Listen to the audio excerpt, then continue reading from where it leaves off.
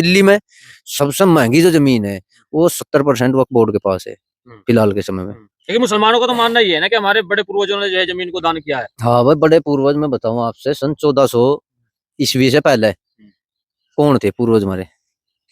सन 1400 ईस्वी से पहले। मैं 1400 ईस्वी के बाद अपने पूर्वज मान रहे, पूर्वजों की बात सुन लो। मेरे पास में गांव है बराड़ा, हमारे से पहले ही दूसरी या तीसरी पीढ़ी थी जो वो किसी कारणवश मुस्लिम बन गई थी, कन्वर्ट हो गए थे, और वो वहाँ बराड़े में है, और उनसे रठान मकान सब बांट चूट के दिए थे। हमारे गांव में ही है बटरैडी है, 300 ऑटो का हो रहा उनका परिवार, वो भी मेरे परिवार में थी। एक जो है रूस के चले गया था, वो किसी वजह से मुस्लिम बन गया, लेकिन कोई ऐतराज नहीं था, दे दिया। उन्हें बुला के लाए थे, बुटराडा में चले गए थे, इसलिए उन्हें बटरैडी कहा है। तो ये तो जो है, ये हमारे यहाँ तो उत्तेजित तो हैं लोग, लेकिन इन्हें पता नहीं असलियत का। अपनी असलियत इन्होंने ढूंढनी तो बहुत पीछे जाना पड़ेगा, 5-7 पीढ़ी पीछे जाना पड़ेगा इन्हें।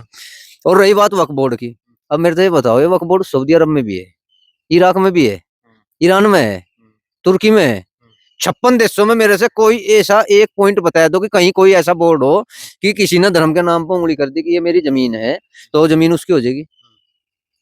अगर वक्फ बोर्ड नहीं खत्म करना था तो जो सुविधा वक्फ बोर्ड को दे रखी, फिर और भी धर्म है, सिख है, हिंदू है, ईसाई है, जैन है, बौद्ध है, फिर सबके बोर्ड बनवाओ अलग अलग, सबको समान अधिकार दो बोर्ड में। भाई हिंदू धर्म का अलग बोर्ड होना चाहिए, जैनियों का अलग, बौद्धों का अलग, और इनका यहूदियों का अलग, ईसाइयों का अलग, सबके बोर्ड बनाओ ना। लेकिन मुसलमान के जो धर्म गुरु है उनका तो मानना ये है कि जब से हिंदुस्तान में संविधान लागू हुआ है उसके हिसाब से तो कानून फॉलो होंगे, पिछली हिस्ट्री को लेकर कानून फॉलो होंगे। संविधान कहाँ लागू हुआ? देश की आजादी में के बाद हुआ ना। पढ़ा है संविधान के बारे में, 4 लाइन अमेरिका तक उठा कर ले आए, 5 लाइन ब्रिटेन तक उठा कर लाए। ठीक है, हमें संविधान की इज्जत करें, जो हमारे देश का संविधान बन रहा, इन लोगों ने बहुत रिसर्च करके बनाया है, अलग अलग कहीं से लाए, जहां से भी लाए। कहां से लाए?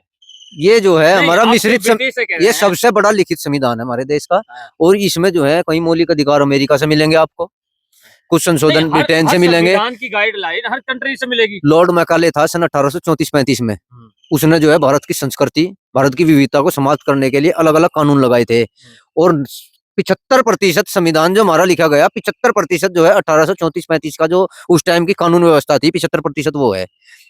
उसके बाद में अब तक उसमें थोड़े संशोधन हो रहे, ज्यादा संशोधन नहीं हुए। अब भी जो 70% यूज कर रहे हैं हम, लॉर्ड मैकाले की पद्धति यूज कर रहे हैं सन 1834-35 की, शिक्षा पद्धति हो, कानूनी व्यवस्था हो, कुछ भी हो। भी बाबा साहब अम्बेडकर भी जो उनकी गाइडलाइन को फॉलो करा। अम्बेडकर बहुत महान व्यक्ति थे, अम्बेडकर महान व्यक्ति थे। जो प्रयास अकेले अम्बेडकर ने संविधान बनाने का किया, उस टाइम पर अगर नेहरू और महात्मा गांधी भी राजनीति न करके संविधान बनाने का प्रयास करते तो आज देश की कुछ और दशा होती। लेकिन हमने तो जो पढ़ा तो ये है कि बाबा साहब अम्बेडकर ने ज्यादा लिखा नहीं, उस कमेटी के जो कमेटी में 2 सदस्य ईमानदार थे, मैं आपको, सदस्य बहुत ईमानदार थे, लेकिन जो मेन सदस्य थे कमेटी में, ये नेहरू जी, गांधी जी, और अध्यक्ष थे डॉक्टर राजेंद्र प्रसाद। डॉक्टर राजेंद्र प्रसाद अच्छे व्यक्ति थे, और नेहरू जी जो है उन्हें कोई मतलब नहीं था, उन्हें तो अपना आप सामने चमकना था। हाँ भाई नेहरू जी फिलहाल यहाँ है, उनके द्वारा ये काम हो रहा है और कुछ नहीं, लेकिन करने वाले व्यक्ति कोई और थे। संविधान के लिए जो मेहनत करी वो बाबा साहब अम्बेडकर ने करी, उनसे ज्यादा किसी ने नहीं करी, इसे कोई झुठला नहीं सकता। तो क्या आपका मानना है कि संविधान भी जो है बाहर कंट्री से लाए गए कुछ चीजें हैं इसमें? उस टाइम की स्थिति ऐसी थी, तो जब चीज लागू होगी उसकी पे चर्चा करने की क्या हाँ, तो उस टाइम की स्थिति ऐसी थी ना। सन 1947 में हमारा देश आजाद हुआ। हमें डर था कि कहीं भाई हम दोबारा अपनी स्वतंत्रता न खो दे, तो इन्होंने जल्दबाजी करते 2 साल 11 महीने 18 दिन का समय लगाया, संविधान लागू कर दिया 1950 तक। लेकिन उसमें संशोधन होने थे भाई साहब। ये लचीला जो संविधान बनाया गया था, ये इसलिए बनाया गया था कि जब हम सुरक्षित अपने आप को महसूस करें आजादी के बाद, तो आहिस्ता आहिस्ता उसमें संशोधन करके अपना ही एक निर्मित संविधान खड़ा करें। अच्छा, आजादी जिस वक्त ब्रिटिश यहाँ से गए, अंग्रेज गए, तो कब गए, कौन से उसमें गए? 1947 में। और जो है मुकम्मल आजादी कब हुई? 1950 में। 1950 में हमारा संविधान लागू हुआ, तो मतलब कैसे गए, कानून व्यवस्था बना ली थी हमने अपनी। टाइम लगा कैसे? ये टाइम छानबीन में लगा, जो जहाँ भी अच्छे कानून थे जिस भी देश में, वो सब खंगाले गए और वो अपने यहाँ लागू कर दिए गए। तो इसका मतलब हम आजाद हुए नहीं? आजाद हम जो है बस खाली कागजी रूप तो आजाद है, मानसिकता हमारी आज भी गुलाम है। कुछ तो हमारी मानसिकता गुलाम कर दी कानून व्यवस्था का नाम लेके, भाई ये संशोधन, वो फलाना ढिकड़ा। इनमें से ये 1991 वर्षिप एक्ट, बता, अपनी प्रार्थना करने के लिए भी एक्ट, और वो यार कुछ भी बना दें बस। तो मतलब श्रद्धा के लिए भी एक्ट, मतलब एक तौर से हम मानसिक तौर से आज भी जो है मानसिक तौर से गुलाम है, इसमें कोई दो राय नहीं। मानसिक तौर से हम, और सभ्यताओं से लगभग 150 साल। दोनों पार्टी को शुरुआत है इसमें। तो इसमें हर राजनेता भारत का कसूरवार है जिसने अपने हित के लिए सोचा, देश हित के लिए नहीं सोचा। वो कांग्रेस का हो, बीजेपी का हो, कोई भी हो। और जो ये वक्फ बोर्ड का आज मुद्दा है ना, इसमें 100% कांग्रेस कसूरदार है। वक्फ बोर्ड को बढ़ावा कांग्रेस ने दिया, वक्फ बोर्ड का बिल लाई कांग्रेस। नहीं, कांग्रेस तो इसलिए कसूरवार है, कांग्रेस की हिस्ट्री पुरानी है ना, बीजेपी थी नहीं। पुरानी हिस्ट्री के तो बिगड़े हुए काम है, जब सुधार हो रहा है इनमें, अब सुधारे जा रहे, पुराने तो बिगड़े हुए काम है। अब बताओ अब्दुल कलाम के नाम पर देखो, एक राजनीति बताऊं आपसे। अब्दुल कलाम मुसलमान, डॉक्टर एपीजे अब्दुल कलाम वो भी मुस्लिम थे। और ये बिस्मिल्लाह क्रांतिकारी हुए, ये भी मुस्लिम थे।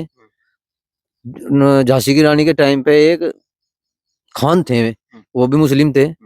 ये भी तो मुस्लिम थे, भारत के मुस्लिम थे।